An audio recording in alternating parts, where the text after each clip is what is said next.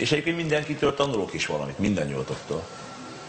Bármilyen is, tehát azt hisztek, hogy ez biztos, hogy most már megint mondja. Nem. Nem. Olyan karakterek vagytok, annyira színesek vagytok, annyira érdekesek, intenzívek vagytok, hogy mindenkitől lehet tanulni valamit, mindenkitől. A legutább filmekben vannak nagy ilyen igazságok. A Harry Potterben kevesen gondolnák azt, hogy van egy olyan mondat, amire azt mondanám, hogy így kiraknám így magam elé, hogy így, hogy nézegessek. És melyik lenne az? A Harry Potterben a következő mondat volt, persze nem is volt benne egy frekventált mondat, de az volt, hogy a hírnév hűtlen társ a tettei teszik nagyjá az embert. És ebből csak annyit kiteszünk, hogy a hírnév hűtlen társ, hogy soha ne felejtsd el, hogy egyetlen egy dolog biztos, bármilyen magasra is jutsz, hogy egyszer vége lesz. Ezt így tedd ki, hogy soha el ne felejtsd, amikor vége lesz, akkor tudjad. Ez melyik Harry Potterben volt neki? Most az nem emlékszem, hogy melyik rész volt, de ez a hírnév hűtlen társ. És ez így van. Én voltam már, tehát én voltam nagyon fönn, onnan ment lefele, meg megint föl, meg megint le. Tehát, még akkor is, hogyha lehet, hogy átlagember azt mondja, hogy hát ez mindig fönn volt. Azt te pontosan tudod, lehet, te belülről látod, amikor az érdeklődés csappan, megunnak, kezd a dolog betokosodni, már unalmas pizzazennel váltani kéne, de mit kéne váltani, mit kéne hozzátenni, tele vagy kételyekkel, és olyankor nagyon nehéz döntéseket hozni. Mert akkor rá vagy feszül, hogy nem jó valami, nem jó, mit kéne. Én ezért gondolkodok, például nagyon 2-3 lépéssel előre, mert utálom ezt a pánikot, mert baj, én ilyen vagyok. És sakkozik ő is akkor fejbe, nem? Hát előre gondolkozok, de hogyha én olyan vagyok, hogyha téthelyzet van, mint ahogy most, hogy dolgoztunk a dalon. Nekem megnyomod a gombot, hogy most kezdj el írni, akkor elkezdek írni. Tehát én ebben a szempontból jó, rám a nyomás nem, tehát engem nem stresszel be.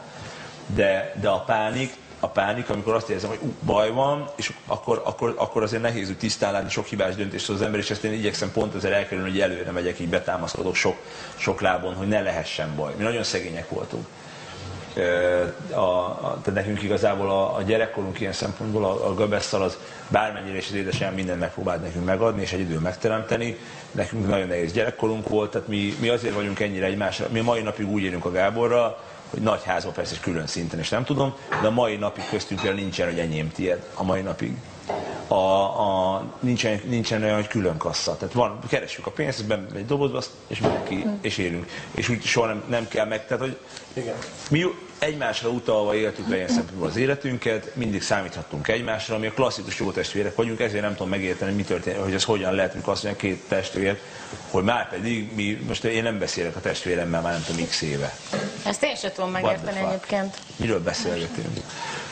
Na mindegy, úgyhogy nekem emiatt nagyon fontos. Én nagyon féltem, és tőletek sokat kérdeztem el, amikor pszichológus játékot játszottuk, hogy mitől féltek, sok mindenkitől megkérdeztem, és ez azért volt nekem egy könnyen föltehető kérdés, mert nagyon könnyen tudnék rá válaszolni, ha nekem tenné föl valaki, hogy én legjobban attól félek, hogy egyszer elbukok és visszakerülök oda, abba a millióba, abba a helyzetbe, amiből gyerekként jöttél, amikor nélkülözés van, amikor tényleg az van, hogy bár hiába próbál mindenki megtenni valamit, de nehéz valahogy az egész, és nem tudom.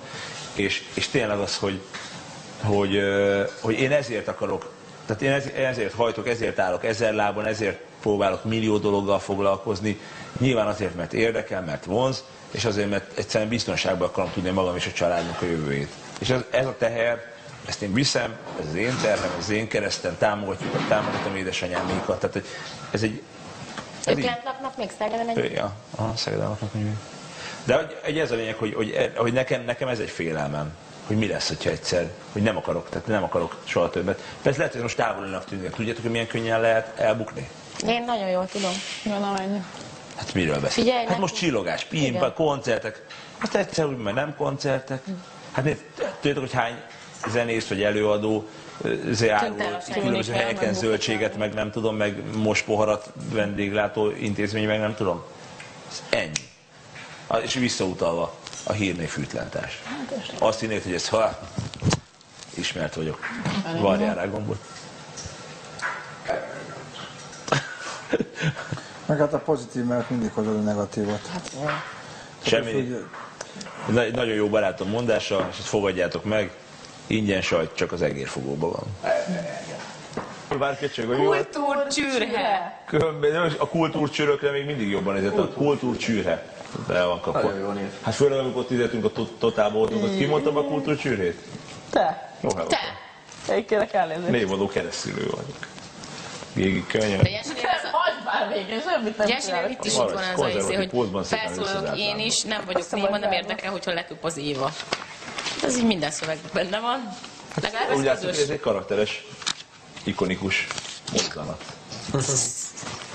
Ikonikus. Szerintem nálunk az, hogy te mondod, tehát erről beszélek, ez a lényeg az öniróniának. Bevállalom. Mert most azt mondom, hogy lehet, hogy még azt mondom, hogy ez most egy duma is. De miután te most azon röhögsz, hogy nem vett fel a véletlen arcon, köplet, azon röhögsz te magadon. Igen. Akkor és hogyha valaki most bemondja, mit érdekel?